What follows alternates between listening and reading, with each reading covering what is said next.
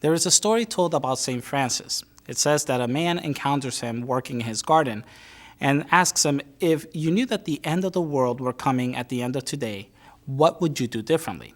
And St. Francis simply responded, I'd continue to work in my garden. For most of us Christians, we think that to attain holiness, we have to do heroic acts in the world. But in reality, what we're called to do is do that normal, everyday things, to continue to work in our gardens, always trying to do God's will. In today's gospel reading, Jesus reminds us that to be a part of God's family, it means to do God's will, to continue to listen to the word of God and to put it into practice in the places where we work, in our homes, in our schools, wherever it is that we find ourselves. In today's first reading, we read these list of proverbs that call us to a virtuous life. If we follow God's will, we will become virtuous and holy people. Today, as we celebrate the memorial of Saints Andrew, Kim Tae-gon, and his companion martyrs, we realize that some of us are called to that heroic witness, just like these martyrs were.